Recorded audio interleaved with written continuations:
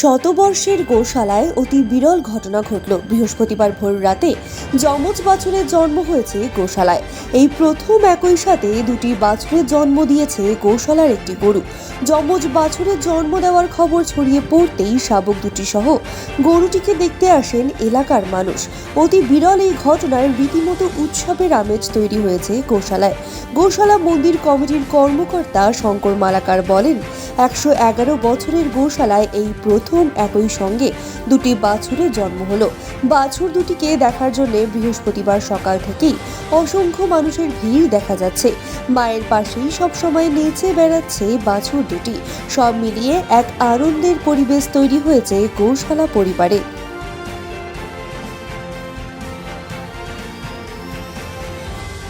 রাত্রে জলপাইগুড়ি গোশালাতে প্রথমবার দুটি বাচ্চা হয়, একসঙ্গে জোড়া বাচ্চা গরু।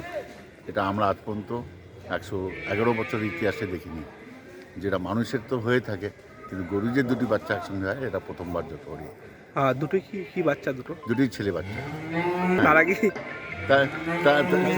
সেটাই ভেবে নিতে হবে। শিব ঠাকুরের আশীর্বাদ, কৃষ্ণ তো এখানে আছেই সবসময়, এবার শিবেরও আশীর্বাদ পড়েছে বলেই দুটো বাচ্চা একসঙ্গে হয়েছে। আপনার নাম? শঙ্কর মালাকা জলপাইগুড়ি। আমি খুবই বলতে আনন্দ বোধ করছি যে এটা একটা অলৌকিক ঘটনা, যেটা ধরুন আমরা কেন আমাদের সিনিয়ররা যারা আছে বাবাদের কাছ থেকেও শুনিনি, কোনোদিনও শুনিনি যে গরুও যমজ বাচ্চা দেয়। এই প্রথম আমাদের 125 বছর গোশালা বয়স হচ্ছে। এই 125 বছরের মধ্যে প্রথম যে আমাদের গোশালায় ঘটনা যে ঘটলো, যেটা অলৌকিক ঘটনা, যে আমাদের আজকে কাল রাত্রে এই গরু যমজ বাচ্চা দিয়েছে।